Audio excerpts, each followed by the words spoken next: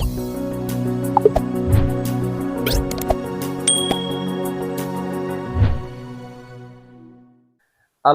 teman-teman semua dan sahabat pendengar semua, bagaimana kabar Anda?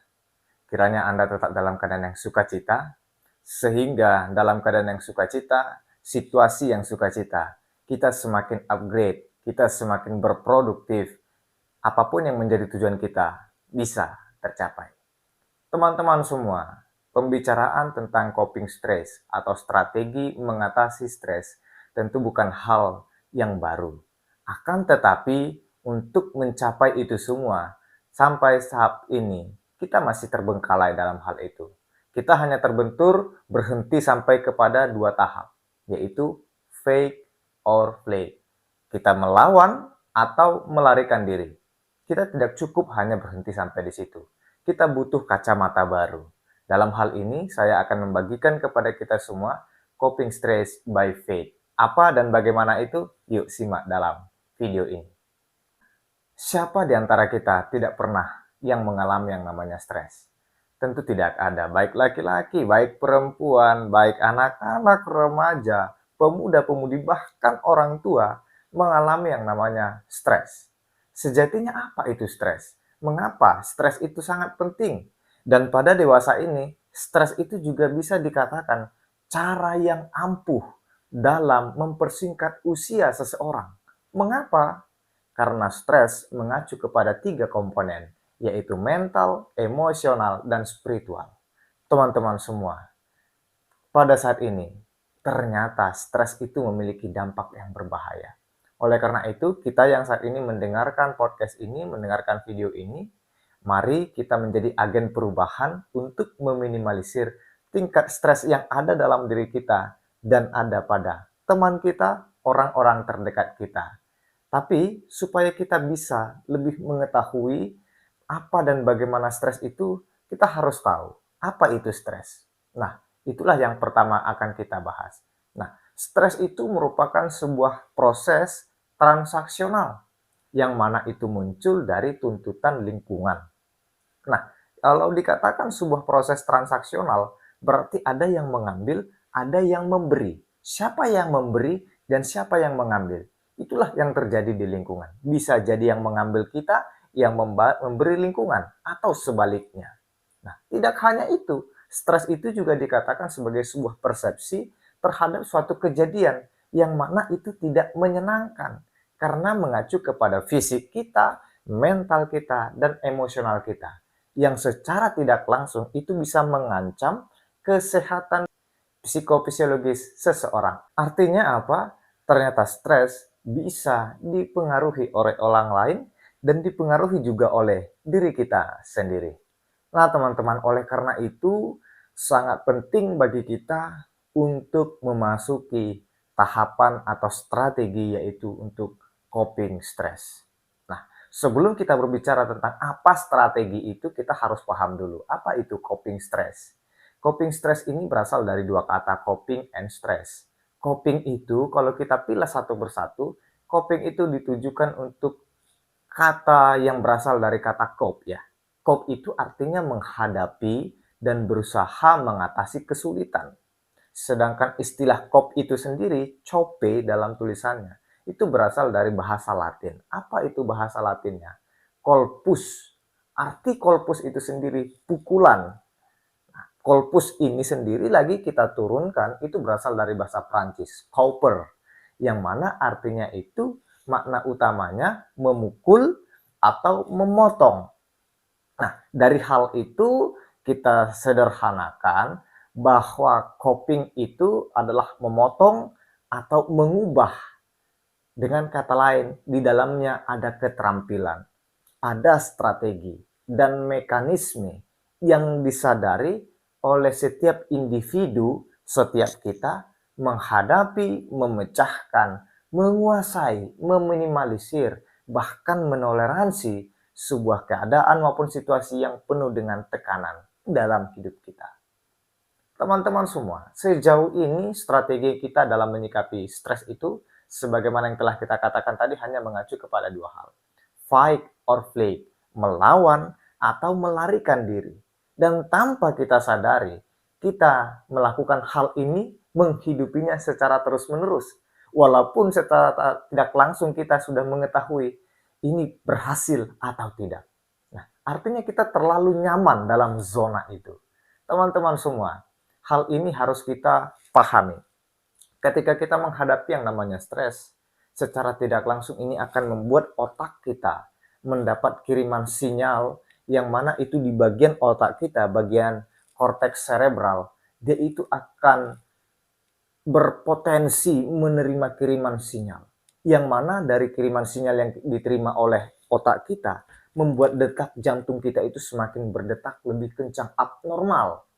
Nah, hal ini bagi orang tua yang sudah usianya tua, apabila menghadapi stres inilah yang membawa mereka akan jatuh ke dalam yang namanya stroke, gagal jantung, dan lain sebagainya. Sedangkan anak muda yang atau usianya masih bisa tergolong dikatakan masih muda, belum tua, nah dia akan bertahan, tapi lambat laun dirinya akan dipenuhi dengan kecemasan, kegelisahan, panik, bahkan membuat dirinya trauma. Nah, oleh karena itu, dewasa ini perlu penanganan yang secara spiritual. Khususnya kita yang mengaku percaya, kita yang mengaku beriman. Apa itu?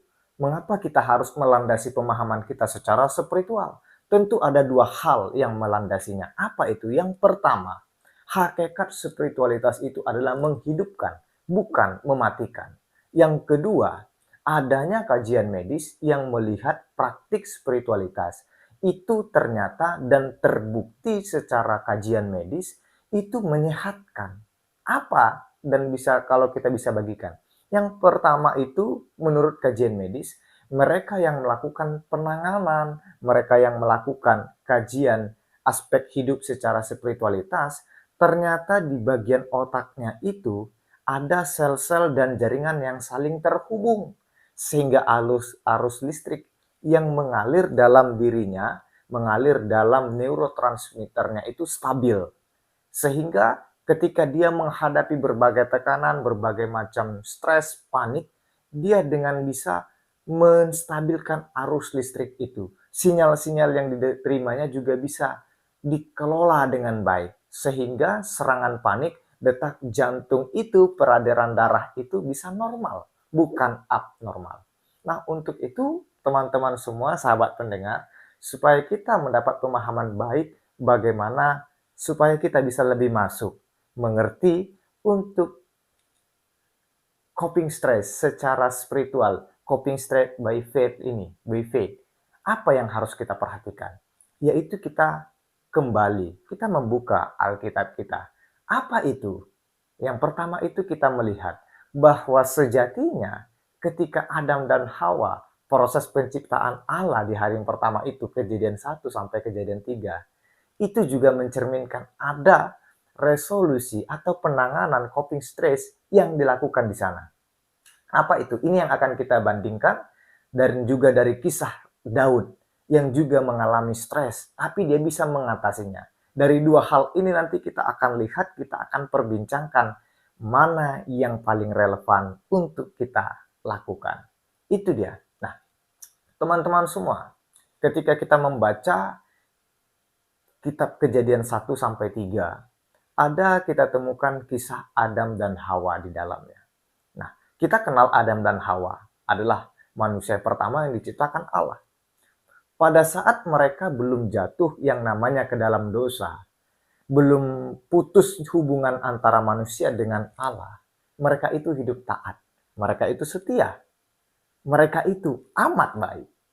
Nah, tidak ada ketakutan, tidak ada rasa malu, tidak ada rasa bersalah, dan lain sebagainya. Akan tetapi, setelah mereka melanggar, mereka memakan buah yang ada di tengah-tengah taman itu, terbukalah mata Adam dan Hawa. Nah, teman-teman semua, ketika terbukalah mata Adam dan Hawa itu, ini suatu indikasi bagi kita memperlihatkan bahwa pada saat itu mereka mengalami yang namanya stres. Mereka mengalami penilaian stres. Nah, itu yang pertama kita lihat dari kisah Adam dan Hawa. Nah, lalu yang kedua, ketika mereka telah terbuka matanya, Kemudian Allah mendekati Adam dan Hawa. Setelah Allah mendekati Adam dan Hawa, pertanyaan Allah itu singkat. Where are you? Di manakah engkau? Adam dan Hawa, di manakah engkau? Itu Kejadian 3 ayat 9 itu kalau kita baca. Nah, dari situ ternyata adanya suara Tuhan itu membuat suatu rangsangan atau stimulan yang berasal dari luar diri Adam dan Hawa, luar diri kita. Itu ternyata dianggap oleh mereka itu sebagai suatu ancaman. Yang mana akibatnya bergejolaklah dalam batinnya, muncullah respon dalam hatinya, dalam dirinya, perasaan takut, perasaan khawatir. Nah, oleh karena itu, reaksi tergesa-gesa yang ditampilkan oleh mereka, yakni ketika mereka bersembunyi dari Allah, itu sejajar dengan cara-cara menghindar.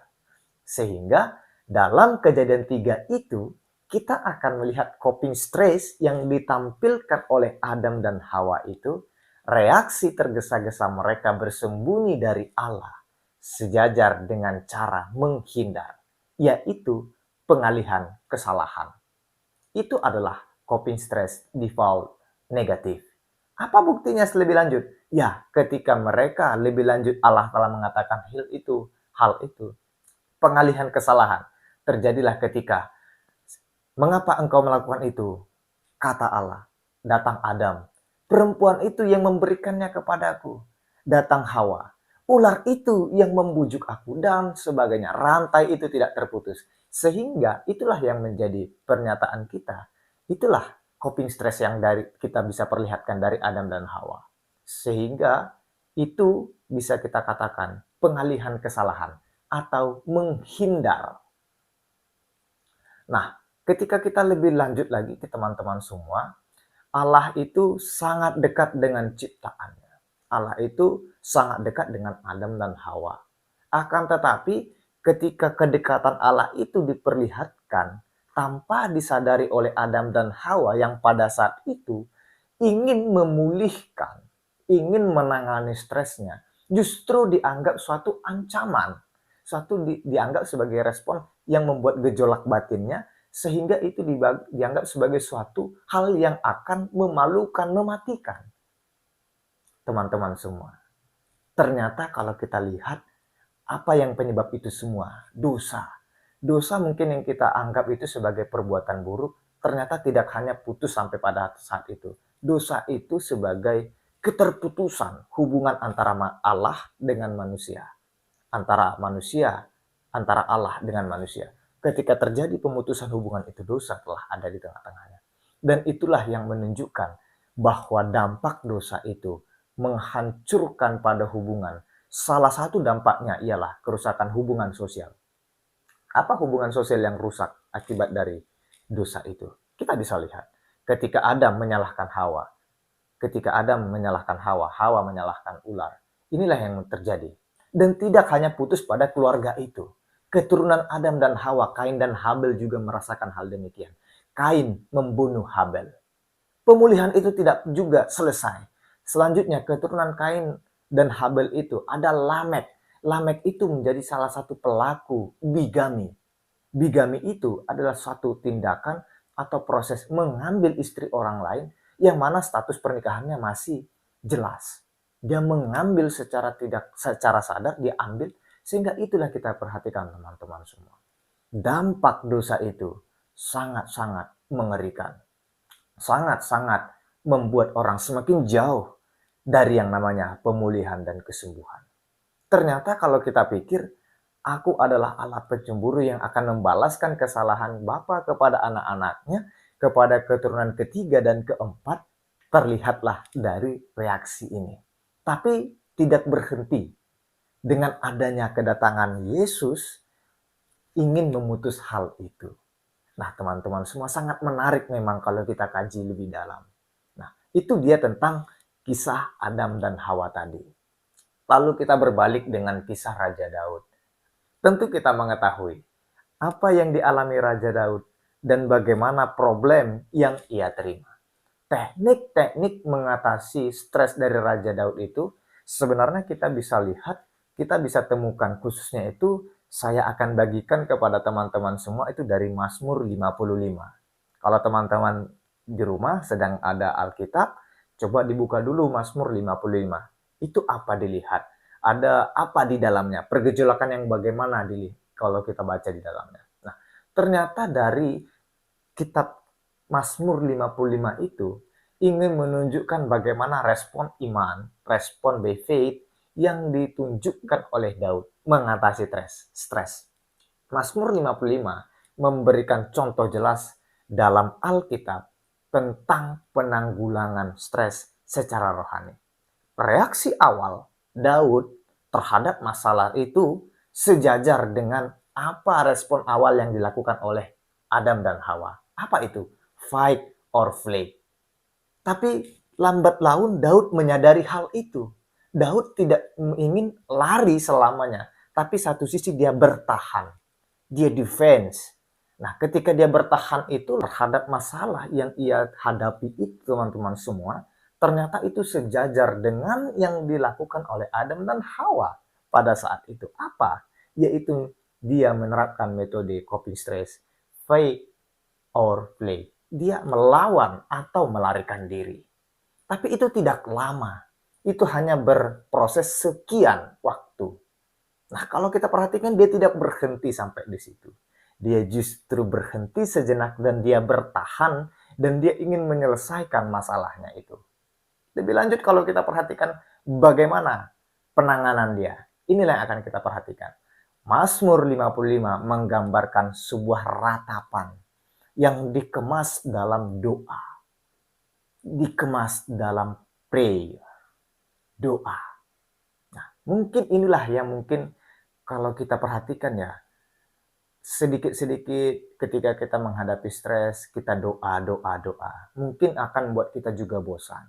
Tapi perlu kita pahami teman-teman semua, doa yang seperti apa yang ingin ditampilkan, yang ingin diberikan oleh Raja Daud, ini sangat perlu kita perhatikan. Mungkin kalau kita perhatikan ya, sejauh ini kita hanya memahami doa itu hanya berbicara, talking. Saya berbicara, Tuhan mendengarkan. Tapi tidak hanya berhenti pada saat itu. Kita juga harus masuk ke dalam yang namanya listening. Setelah kita listening itu kita diam, kita mendengarkan Allah yang berbicara pada kita. Sehingga kita lanjut lagi kepada yang ketiga itu being. Being itu kita meditasi. Being itu kita menenangkan diri. Dan itulah kalau kita perhatikan Mazmur 55 ini teman-teman, ini sangat kompleks. Inilah penanganan spiritual by faith-nya. Coping stress by faith-nya. Nah, supaya kita bisa lebih lanjut mendalaminya, ternyata dari Mazmur 55 ini, kesedihan Daud yang dipicu oleh pelanggaran hukum yang dilakukan oleh musuh-musuhnya. Pelanggaran hukum yang dilakukan oleh musuh-musuhnya, itu kalau kita perhatikan dalam Mazmur 55 ayat 1-9, itu membuat hatinya sedih. Nah, tetapi ia juga mengalami pengkhianatan pribadi. Pengkhianatan pribadi. Itu dalam Mazmur 55 ayat 12-24. Nah, kalau kita baca itu sangat jelas apa yang dikatakan dalam teks kita ini. Mazmur 55 ayat 12-24. Tekanan-tekanan itu menyebabkan ia mengalami kekacauan mental, gangguan mental, kegelisahan, kemarahan yang tinggi, sehingga respon melawan, melarikan diri, itulah yang muncul pada saat itu. Namun, kita harus ingat, Daud tidak berhenti pada saat itu. Dan dia sadar kalau dia melawan, kalau dia melarikan diri, itu tidak akan sehat. Dan dia tidak akan mencapai yang namanya kesembuhan dari semua sakit yang diderita ia itu. Teman-teman semua, kita harus pahami, ternyata dalam Mazmur 55 ini, kalau kita perhatikan, di situ ada penggunaan kata selah sebanyak 2 kali.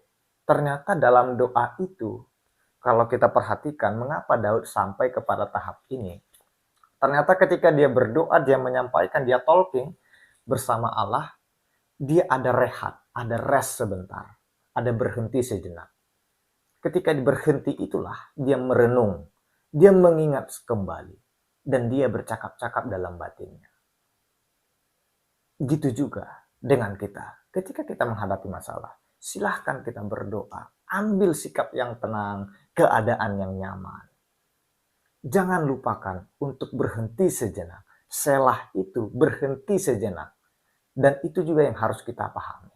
Bukan ketika selah kita lanjut, kita seperti membaca satu teks dari awal sampai akhir. Namun kita tidak dapat faedahnya. Beriman itu harus sampai kepada tahap yang namanya rasa. Nah, dari hal itu teman-teman semua, kalau kita perhatikan secara seksama, ternyata secara pastoral, ini kita harus sampai ke dalam tahap modelingnya. Modeling penanganan stres, yaitu kepada cara hidup, model hidup yang belief, belong, dan behavior. Ada 3 hal yang harus kita pahami. Tapi dalam tahap ini, kita harus sampai kepada tahap coping by stress itu dulu. Yang mana itu yang mengacu kepada dengan doa tadi. Nah, kepercayaan kepada Tuhan, ya, atau iman kita kepada Tuhan, itu adalah sebuah keterampilan, teman-teman. Yang dikatakan kalau sebuah keterampilan, berarti ada proses dengan hati, proses ketelitian, dan proses meninjau kembali. Tidak hanya selesai satu kali jalan. Itu sebabnya level iman kita setiap kita person itu berbeda-beda. Teman-teman semua, ini harus kita perhatikan. Bagaimana supaya keterampilan kita, iman kita bisa bertumbuh dan bisa kita teguh menjalankannya. Yang pertama itu kita harus bangun dialog sama Tuhan. Bangun dialog sama Tuhan. Tuhan itu bukan pemimpin upacara. Tuhan itu tidak hanya sebatas jenderal yang harus dihormati. Tuhan itu nggak gila hormat. Bangun dialog dengan Tuhan karena Tuhan itu, Allah itu sangat baik sama kita. Karena dia tidak hanya mengharapkan kita harus menghormati dia. Dia juga datang sama kita untuk merendahkan dirinya. Itu adalah kesempatan kepada kita untuk membangun hubungan yang baik bersama Allah. Supaya kita bisa membangun dialog sama Tuhan, tentu kita harus rajin membaca firman Tuhan, membaca Alkitab. Karena iman timbul dari pendengaran, dan pendengaran akan firman Tuhan. Ini dia, membaca firman Tuhan, buku iman kita. Kita perlu narasi. Dalam hidup ini kita perlu narasi. Kita perlu histori. Itulah makanya kita membaca Alkitab khususnya, supaya kita bisa memahami, mengerti apa peristiwa yang dahulu. Ternyata tidak ada apa-apanya yang saya hadapi dari hari ini. Oleh karena itu tidak ada alasan. Saya berhenti, saya pesimis, tidak ada alasan. Tapi saya optimis, saya harus bergerak, saya harus berjuang. Lalu, memahami tujuan Allah. Apa tujuan Allah itu di tengah dunia ini? Menghadirkan shalom, menghadirkan sukacita, menghidupkan, bukan mematikan, atau membuat kita bertengkar. Teman-teman semua, sekian video kita pada hari ini. Semoga teman-teman yang mendengar, khususnya para pelayan, mungkin saat ini mengalami berbagai tekanan, berbagai stres, bisa menghidupi, bisa menerima, dan bisa menerapkan strategi-strategi khususnya dengan coping stress by faith. Sehingga kita dimampukan dan dilayakkan. Kita ini dipakai Tuhan untuk menjadi berkat bagi dunia.